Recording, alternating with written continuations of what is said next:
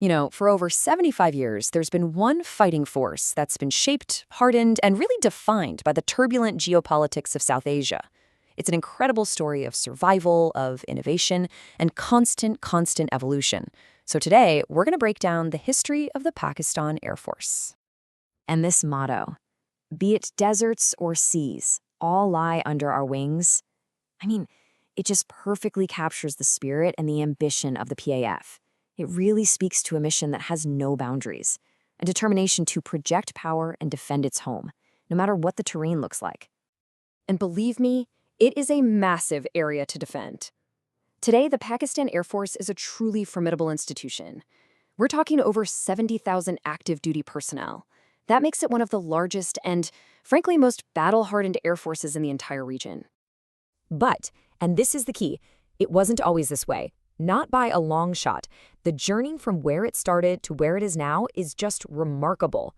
So how on earth did an air arm, literally pieced together from a handful of leftover planes, transform into the modern force we see today? Well, that's the core question we're going to tackle. All right, so our story has to begin all the way back in 1947, during the incredibly chaotic and violent partition of British India.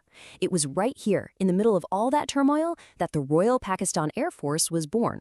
Well, at least on paper. Just look at this timeline. It really shows you the sheer scale of the challenge they were up against. The PAF started with what they called a paper share of personnel, and just this scattered collection of mostly non-flyable second-hand aircraft. They had to build it all from scratch.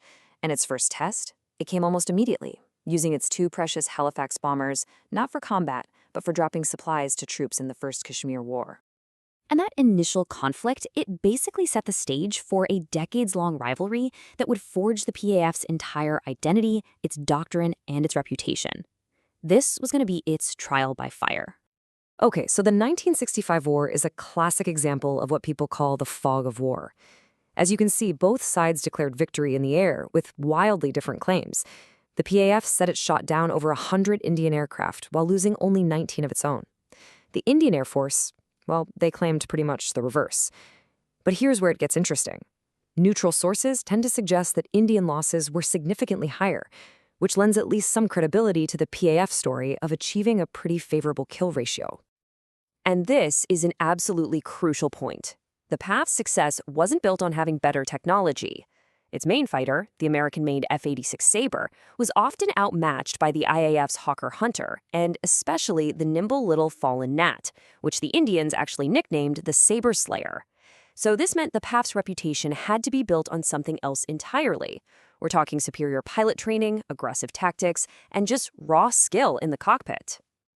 So just as the PAF had adapted to the threat from the east, a new, and honestly, even more formidable challenge suddenly emerged on its western border, and it would fundamentally change Pakistan's strategic calculations.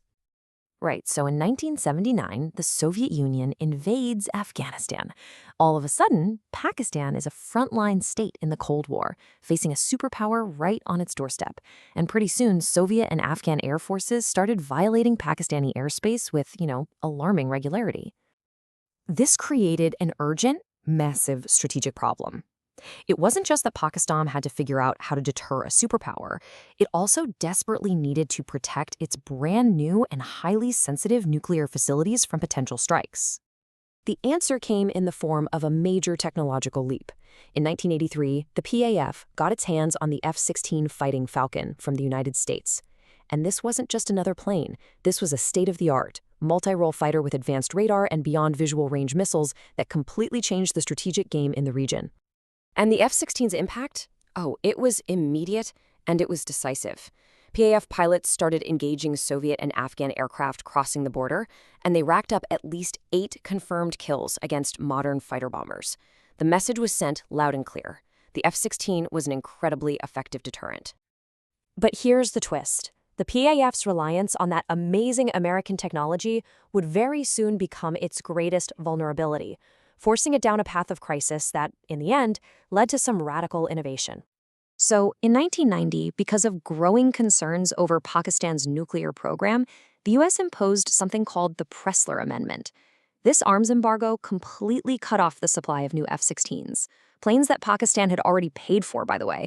And even more critically, it cut off the spare parts they needed to keep the existing fleet in the air. I mean, think about that. This was an existential threat. The PAF was facing the very real possibility that its most advanced fighters could be grounded for good. How in the world do you sustain yourself and defend your nation's airspace when that happens? Well, that crisis forced a major strategic pivot. The sanctions pushed Pakistan to go looking for new partners, and it turned to its longtime ally, China. Together, they launched this incredibly ambitious program to co-develop a brand new fighter jet from the ground up. And the result of that program was the JF-17 Thunder.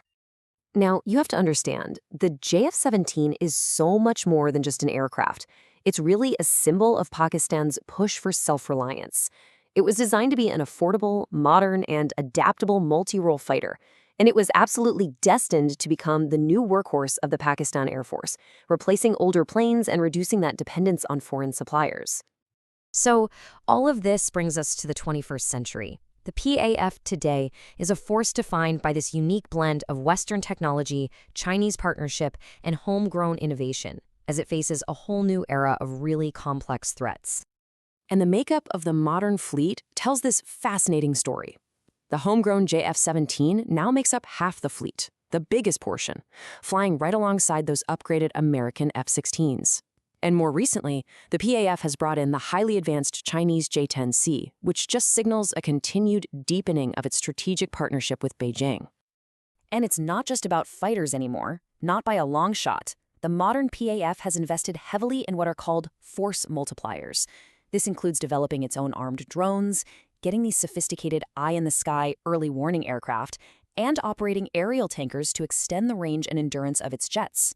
I mean, this is the profile of a truly modern, multifaceted air power. And the ambition does not stop there. With something called Project ASM, Pakistan has actually declared its intention to develop its very own fifth-generation stealth fighter. We're talking an aircraft with advanced stealth, networking, and sensor capabilities.